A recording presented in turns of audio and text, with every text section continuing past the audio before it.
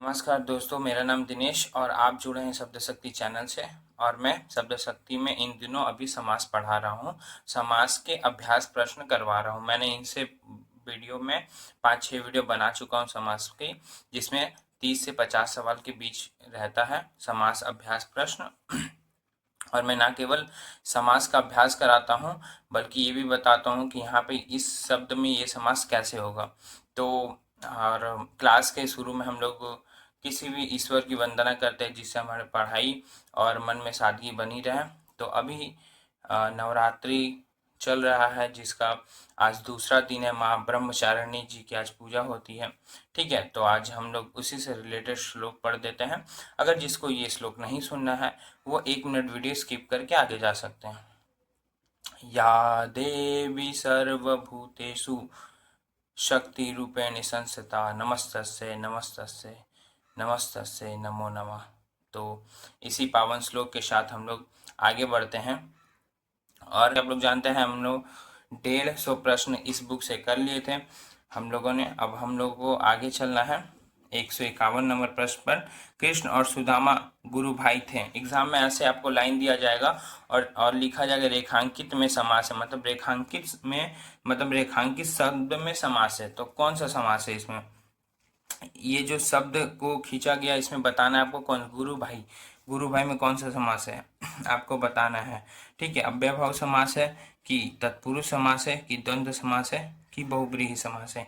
यहाँ आपको लगेगा कि गुरु और भाई, यहाँ पे 2 पद है, तो द्वंद्व समास हो सकता है, हो जाएगा, हो सकता है। अव्ययभाव नहीं होगा क्योंकि यहाँ पे शब्द के प्रथम में अव्यय नहीं है। बहुब्रीहि नहीं होगा क्योंकि इसकी विशेष का बोध नहीं करा रहा है। तो 50-50 करेंगे तो ये दोनों ऑप्शन गायब हो जाएगा। बचा सी नंबर और बी नंबर।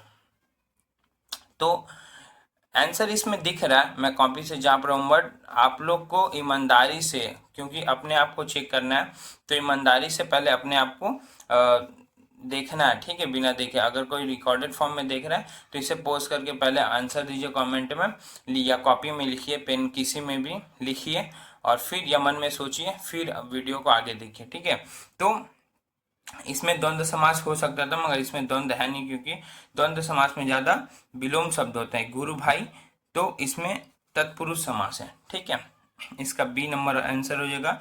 ये यूपीएनटी एग्जाम 2006 में आया था। ठीक है, हम लोग आगे चलते हैं। लकड़ी चौलड़ी पहने हैं, रेखांकित में समास है। मतलब चौलड़ी में कौन सा समास है ये बताना। दीर्घ समास है, चौ से संख्या का बोध हो रहा है। ठीक है, तो दीर्घु हो सकता है। अव्यय नहीं है क्योंकि उपसर्ग नहीं है, बहुब्रीहि नहीं है, द्वंद्व नहीं है। तो इसका सही उत्तर क्या होगा? दीर्घु होगा। ठीक है, क्योंकि चौ लड़ी, चौ मतलब 4 लड़ी, जो जो ये है, तो उसका गिनती बता रही थी 1 2। जहां भी संख्यावाचक, प्रथम पद संख्यावाचक और दूसरा संज्ञा होगा, वहां पे दीर्घ समास होगा। दीर्घ समास की विशेषता यही है। ठीक है, इसके साथ हम लोग नेक्स्ट प्रश्न में चलेंगे 153 में।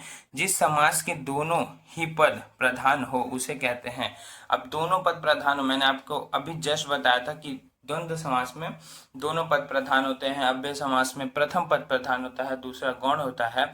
और तत्पुरुष में प्रथम गौण होता है और उत्तर पद प्रधान होता है। तत्पुरुष से ही निकले हैं कर्मधारय और दीर्घु, तो इस दोनों का भी वही होगा। प्रथम पद गौण होगा, उत्तर पद प्रधान होगा। उत्तर पद यानी बाद का पद। और इसके आगे हम लोग नेक्स्ट प्रश्न है। जिस समास में पहले या बाद का कोई भी पद प्रधान नहीं होता है उसे कहते हैं। अभी मैंने बताया कि कौन सा समास है जिसमें दोनों पद प्रधान नहीं होता है, जो समास का राजा कहा जाता है। इसमें ऑप्शन देखिए, अव्यय भाव नहीं, इसमें प्रथम पद प्रधान होता है। बहुब्रीहि समास, आप लोग का आंसर, हाँ, ऑप्शन दिख रहा है, अब दिख रहा होगा। ठीक है, अव्ययभाव समास, बहुब्रीहि समास, द्वंद्व समास, कर्मधारय समास। देखिए ऑप्शन दिखाता हूँ मैं आप लोग को स्क्रीन पे थोड़ा सा। हाँ, तो आंसर इसका क्या होगा? बहुब्रीहि समास, क्योंकि मैंने अभी बताया था वो नीचे चल गया। ठीक है, इसका आंसर बी होगा। ठीक है, बहुब्रीहि समास एक ऐसा समास है जिसमें दोनों पद अप्रधान होते हैं, बाकी तीसरे ही का अर्थ होता है। जैसे गजानंद, गज मतलब होता है हाथी, आनंद मतलब होता है सर। अब गज और हाथी और सर, या गज और आनंद से किसी चीज का मतलब नहीं निकलता, मगर गज और आनंद शब्द को मिलाते हैं और जैसे ही सुनते तो हमारे मस्तिष्क में श्री गणेश जी का याद आता है, क्योंकि उनका सर हाथी के आकार का है, ठीक है। तो ये तीसरा ही बोध कराता है, इसलिए ये अर्थ प्रधान समास होता है और व्याकरण में अर्थ की अधिक महत्ता होती है, इसलिए इसे समास का राजा कहा जाता है, ठीक है, बहुब्रीहि समास का। नेक्स्ट क्वेश्चन है हम लोग का 155।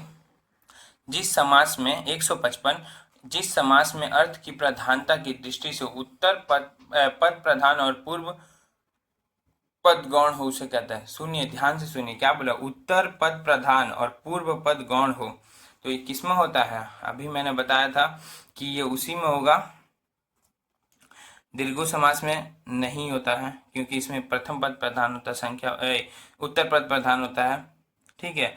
उसे कहते हैं, उसे क्या कहते हैं?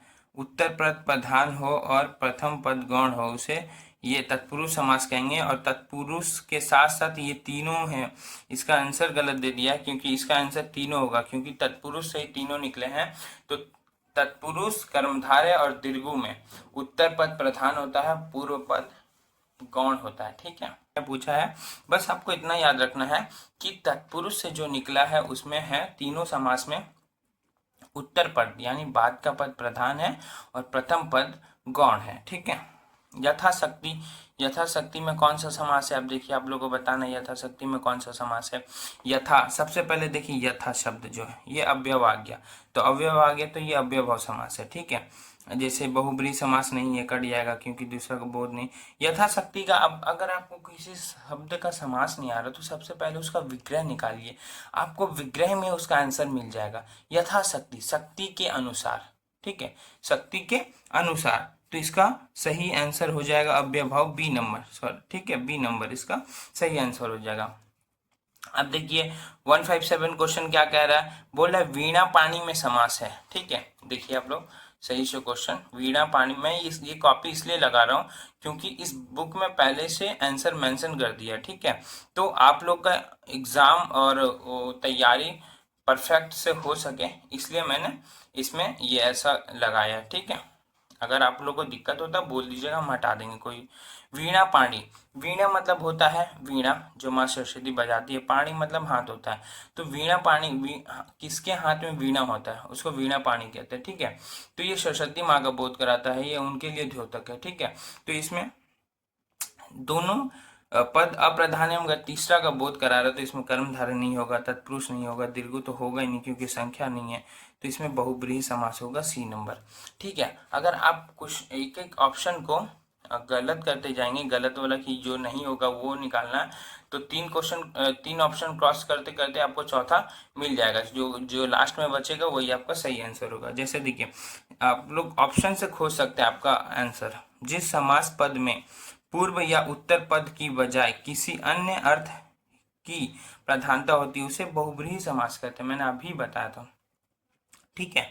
उसमें बहुब्रीहि समास होता है क्योंकि दोनों पद अप्रधान होते हैं, ठीक है। ए नंबर इसका सही आंसर है और ये 2021 में आया हुआ है, मतलब रिसेंट क्वेश्चन है, ठीक है, देख सकते हैं। ऊट पटांग, ऊट पटांग, पहले ये शब्द को बार बार ध्यान से देखिए, आंख खोल के, क्योंकि ये शब्द शुद्धि में भी आता है। अगर हम लोग सिर्फ समास की दृष्टि से कि समास पढ़ रहे हैं तो नहीं, समास में इतने सारे तत्सम शब्द हैं जिनके शब्द शुद्धि में शब्द पूछे जाते हैं, ठीक है। तो उससे भी क्वेश्चन आता है, आपको ऊट पटांग शब्द दे देगा, 4 ऑप्शन दे देगा, बोलिएगा इसमें से शुद्ध शब्द खोजिए, ठीक है। तो जरूरी नहीं है हम लोग जो समास पढ़ रहे उससे वही सीखना, उससे बहुत कुछ सीखने मिल सकता है, ठीक है। तो ऊट पटांग शब्द में समास है, बहुब्रीहि समास है, दीर्घ समास है, द्वंद्व समास है या तत्पुरुष समास है। आप लोग को आंसर बताना है, ये बहुत इंपॉर्टेंट क्वेश्चन है। इसका आंसर पहले दीर्घु होगा नहीं क्योंकि संख्यावाचक है नहीं, ठीक है। द्वंद्व होगा नहीं क्योंकि 2 पद है नहीं, बचा ए और डी। ए और डी में बताइए कौन सा समास होगा? ए नंबर है क्योंकि बहुब्रीहि समास है, ठीक है। तत्पुरुष होगा नहीं, ऊट पटांग, इसका विच्छेद ऐसे थोड़ी होगा, ठीक है। ऊट पटांग शब्द का अर्थ तो आप लोग जानते ही होंगे, मतलब जो अर्थ संगत ना हो, ठीक है। बैलगाड़ी, बैल से चलने वाली गाड़ी, ठीक है, ये तत्पुरुष समास है। आप लोग ऐसे अगर विग्रह निकालिएगा तो फटफट बता दीजिएगा कि कौन सा समास है। द्वंद्व समास है नहीं क्योंकि 2 पद है बट द्वंद्व नहीं कर रहे हैं, ठीक है। कर्मधारय है नहीं, कर्मधारय की क्या विशेषता कि ये विशेषता विशेष और विशेषण वाला समास है। एक शब्द विशेष रहेगा और एक विशेषण रहेगा, ठीक है। जैसे काला गाय, तब उसमें कर्मधारय होगा, ठीक है। दीर्घ संख्या, तो बचा लास्ट हम लोग का डी। तो हम लोग देखिए ऑप्शन से कैसे आंसर ढूंढने रहे, ये भी एक टेक्निक है सही क्वेश्चन तक पहुंचने तक। अगर हम लोग सभी गलत रास्तों पर क्रॉस कर दें तो लास्ट में जो रास्ता बचेगा वही हम लोग के लिए सही होगा, ठीक है। तो इसका डी नंबर है, देख सकते हैं। निम्नलिखित में से अव्ययभाव समास का उदाहरण है। अब आप लोग को मैंने बताया होगा इससे पहले वीडियो, अगर आप लोग देखेंगे, रातों रात दिनों दिन, ठीक है। इस सब प्रकार के जो क्वेश्चन होते हैं वो सभी जो जिसमें एक शब्द की दुरुक्ति हो, एक शब्द की दुरुक्ति हो, ठीक है। तो उसमें क्या होता है, एक शब्द की दुरुक्ति हो उसमें अव्ययभाव समास होता है। तो इसका सही आंसर ए नंबर है, ठीक है। दोपहर में समास है, दोपहर, देखिए शब्द ही बोल रहा है कि भाई मैं संख्या हूं, दोपहर, दो का बात हो रहा है, तो 1 2 3 4 क्या है, ये संख्या है। और जहां भी आपको शब्द के शुरुआत में संख्या दिख जाए वहां आपको आंख बंद करके दीर्घ समास पे टिक कर देना है। जहां दीर्घ खोजो कहाँ, ए नंबर में, देखिए दीर्घ समास। मैं बता रहा हूं, अगर आप ऐसे करिएगा तो आप लोग के लिए समास हलवा हो जाएगा, और आप परीक्षा में जो भी समास से प्रश्न पूछे जाएंगे आप लोग निश्चित उसको सही करके आइएगा। और याद कीजिएगा मुझे कि वाह, ये ऑप्शन से आंसर ढूंढने वाला तरीका बहुत अच्छा है, ठीक है। चंद्र बदन शब्द में समास है। चंद्र बदन शब्द की गहराइयों में जाइए, कैसा बदन है, बदन बदन अर्थात शरीर, ठीक है। शरीर, काय, कल्प, जिसको हम ऐसे मतलब ये सब उनके परिभाषित शब्द है, ठीक है। बदन अर्थात शरीर, और कैसा है, चंद्र जैसा। तो बदन की विशेषता बता रहा, तो बदन की विशेषता विशेषण वाला कौन सा समास है, कर्मधारय समास। तो ऑप्शन में ढूंढिए, कर्मधारय है।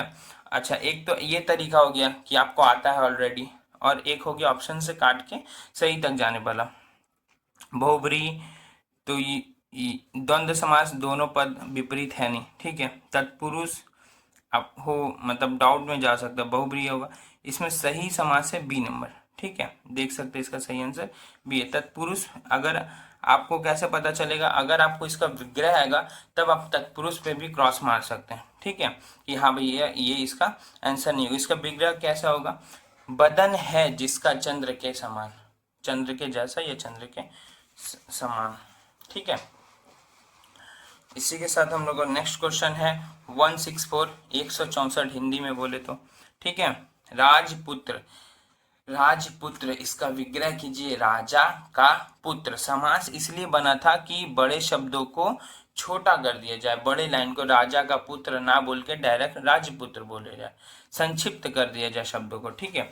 राजपुत्र शब्द में समास है राजा का पुत्र, जहां पर भी का, के, की कारक विभक्ति आ जाए विच्छेद के बीच में वहां पर तत्पुरुष समास होता है, ठीक है। तो बहुब्रीहि होगा नहीं, क्योंकि ये द्वंद्व भी नहीं होगा, कर्मधारय भी नहीं होगा, होगा इसका तत्पुरुष समास, ठीक है। नेक्स्ट है 165 नंबर सवाल, निम्नलिखित में से सामाजिक शब्द और समास के नाम का एक युग्म गलत है, वह है। अब बोल रहा है कि एक युग्म गलत है, उसको पहचानिए, ठीक है। एक युग्म गलत है, उसको पहचानिए। पहला क्या है, उपकृषम तत्पुरुष समास। पुष्प धनवा बहुब्रीहि समास, ये सही है। पुष्प धनवा किसका होता है, कामदेव का होता है, ठीक है। पुष्प अर्थात फूल और धनवा अर्थात जो धनुष होता है।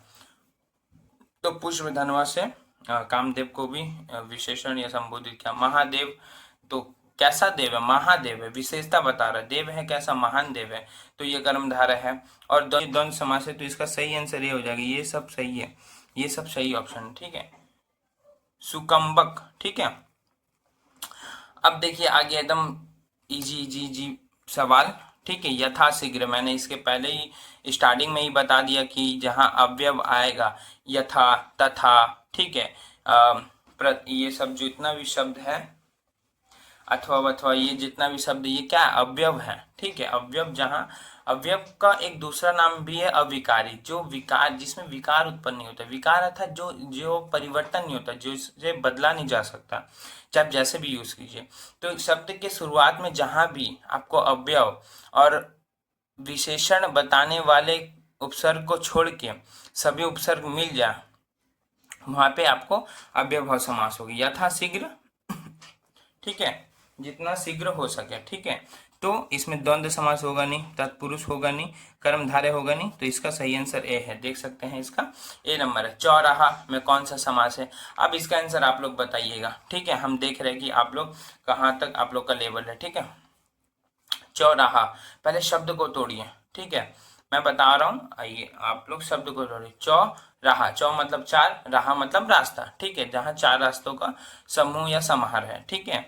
तो जहाँ पे संख्यावाची आ गया तो वहां पे कौन सा समास होगा? वहां पे दीर्घ समास होगा, ठीक है। बहुब्रीहि तो होगा नहीं, बहुब्रीहि में क्या बताता कि किसी की विशेषता बताएगा, द्वंद्व विपरीत शब्द है नहीं, तत्पुरुष है नहीं, तो इसमें क्या होगा? दीर्घ समास होगा, ठीक है। देखिए इसका आंसर सी दिया है, और ये 2014-11 के एग्जाम में आया है, मतलब दो बार ये सब प्रश्न 17 में भी आया, तो देखिए सब कितना इंपॉर्टेंट सवाल है, ठीक है।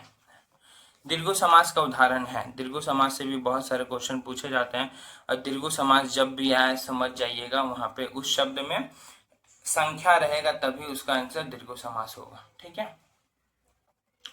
क्वेश्चन आपको दिख रहा होगा भली भांति स्क्रीन पे। तो दीर्घ समास का उदाहरण है, चार ऑप्शन है, माता पिता, यहाँ पे है यथाशक्ति, पीताम्बर, नवग्रह, ठीक है। तो ये माता पिता जो है, इसमें देखिए माता और पिता ये द्वंद्व समास है, क्योंकि विपरीत शब्द है, ठीक है। फिर जो है यथाशक्ति, अभी मैंने बताया था ऊपर में जहाँ अव्यव होगा, ये अव्यव समास है, तो ये भी दीर्घ नहीं है, ये भी दीर्घ नहीं है। पीताम्बर, ठीक है, ये क्या है? पीला है जिसका अंबर, अर्थात जिसका कपड़ा पीला है, अंबर अर्थात कपड़ा, जिसका कपड़ा पीला है। हम लोग इसको पहले बहुब्रीहि में रखेंगे, फिर कर्मधारय में रखेंगे, ये विशेषता भी बता रहा है, मगर ये विष्णु भगवान का द्योतक भी है, ठीक है, जिसका बोध भी कराते हैं। तो ये तीनों शब्द नहीं है, ठीक है। तो बचा कौन सा? नवग्रह। नवग्रह में दो शब्द है, नव मतलब नौ, ग्रह मतलब ग्रह, ठीक है। ग्रह और गृह शब्द होता है एक ठो, ग्रह मतलब पृथ्वी जो प्लैनेट्स है, और ये एक होता है गृह, गृह मतलब घर होता है, ठीक है। ये शब्द युग में भी पूछे जाते हैं, इसलिए मैंने आपको बता दिया, ठीक है। तो इसी के साथ हम लोग इसका आंसर क्या हो जाएगा? आपका सी नंबर इसका आंसर हो जाएगा।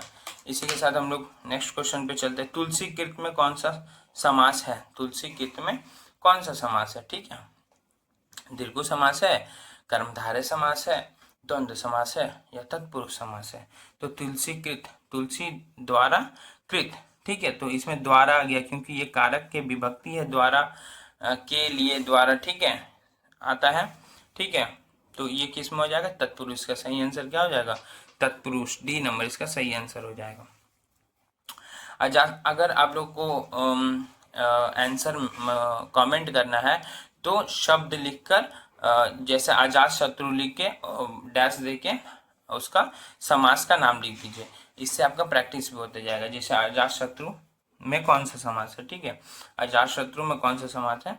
तो तत्पुरुष समास है, द्वंद्व समास है, बहुब्रीहि समास है, कर्मधारय समास है। तो अजात शत्रु एक किसी और का द्योतक रथ, ये बहुब्रीहि समास है, इसमें दोनों पद अप्रधान है, ठीक है, अजात शत्रु, ठीक है। तो और इसका आंसर डी हो जाएगा। नेक्स्ट क्वेश्चन हम लोग का, निम्न में से दीर्घ समास का उदाहरण। दीर्घ समास तो आप लोग एक चुटकी में कर लीजिएगा।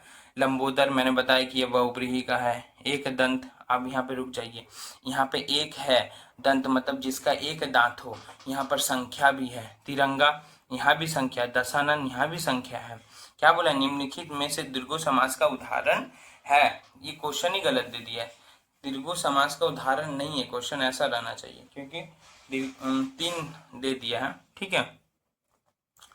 नहीं, क्वेश्चन सही है एकदम, क्वेश्चन सही है, मगर ये तीनों जो संख्यावाचक शब्द है वो किसी और का बोध करा रहे, वो बहुब्रीहि समास का उदाहरण है। देखिए लंबोदर जो है ये गणेश भगवान का द्योतक कराता है, एक दंत भी गणेश भगवान को बोलते हैं, मगर आप यहाँ फंसिएगा नहीं कि सर आप तो बोलते हैं कि एक संख्यावाचक है, तो जहाँ संख्यावाचक होगा तो वहाँ आप मार दीजिएगा दीर्घ समास। नहीं, थोड़ा यहाँ रुकना समझना। एक दंत, हाँ मान रहा हूँ यहाँ पे संख्यावाचक एक शब्द है, मगर एक दंत शब्द से हम लोग गणेश भगवान को संबोधित करते हैं, इनका गाना भी वंदना भी करते हैं, एक दंत दयावंत चार भुजा धारी, ठीक है।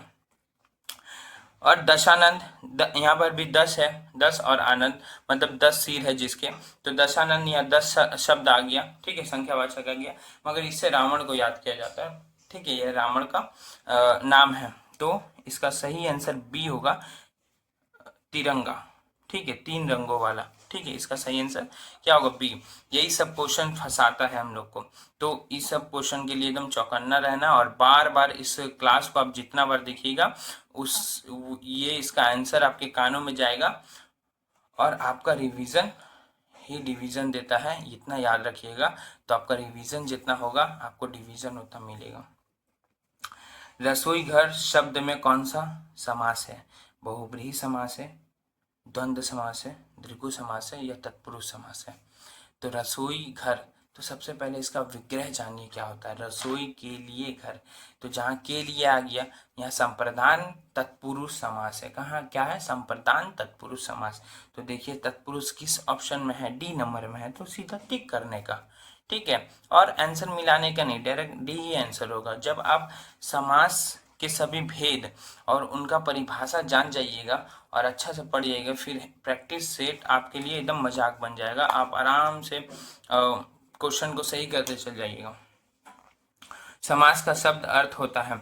जिन भाइयों को समास आता है वो भी इस प्रैक्टिस को जरूर देखें, क्योंकि आपका रिवीजन होगा और कुछ कुछ नए सवाल भी आपको मिलेंगे, ठीक है। और जिनका नहीं हुआ, जो अभी सीखें, वो तो जरूरी देखें, पूरा वीडियो को बार बार देखें, मैं तो यही बोलूँगा। समास का शाब्दिक अर्थ है, समास का शाब्दिक अर्थ मैंने शुरुआत में ही बता दिया था, क्या होता है? संक्षेप करना, संक्षेप करना होता है, ठीक है, किसी भी बड़े शब्द को छोटा कर देना। रसोई के लिए घर ना बोल के डायरेक्ट रसोई घर बोलो। तो संक्षेप करना, विस्तार करना, विग्रह करना, विच्छेद करना, इसका सही आंसर ए हो जाएगा, ठीक है। नेक्स्ट क्वेश्चन है, इसके बाद हम लोग का 174 देख सकते हैं। 174 यथाशक्ति मैंने अभी बता दिया था, यथाशक्ति में कौन सा समास है? जित शक्ति के अनुसार, इसमें अव्यय समास है क्योंकि शब्द के प्रथम में ही अव्यय है, ठीक है। उसके बाद किस शब्द में तत्पुरुष समास है? किस शब्द में तत्पुरुष समास है, ठीक है, किस शब्द में तत्पुरुष समास है? ऑप्शन सुनिए ध्यान से, ठीक है, किस शब्द में तत्पुरुष समास बोला, ठीक है, इसको टिक आउट कर लीजिए। पहले कुछ क्वेश्चन को अगर आप ध्यान से पढ़िएगा तो आपका 50% क्वेश्चन वहीं पे सही हो गया, ठीक है। बोला तत्पुरुष समास, पीताम्बर, मधुमक्खी, त्रिभुवन, ठीक है, और दौड़ धूप, ठीक है। दौड़ धूप 2 शब्द हो गया, दौड़ और धूप, ठीक है, तो ये द्वंद्व समास लग रहा है, ठीक है। हम लोग को क्या पूछा? तत्पुरुष समास। पीताम्बर मैंने अभी बताया था, ये बहुब्रीहि समास है, ठीक है, बहुब्रीहि समास है, ठीक है। मधुमक्खी, बनमक्खी, ठीक है, मधु को एकत्रित करने वाली मक्खी मधुमक्खी, हाँ, ये मध्यम लोपी तत्पुरुष समास है, ठीक है, वो मैं बता दिया। और देखिए ये ऑप्शन नहीं होगा, ये ऑप्शन नहीं होगा। त्रिभुवन, 3 भुवनों का संग्रह या समाहार, ठीक है।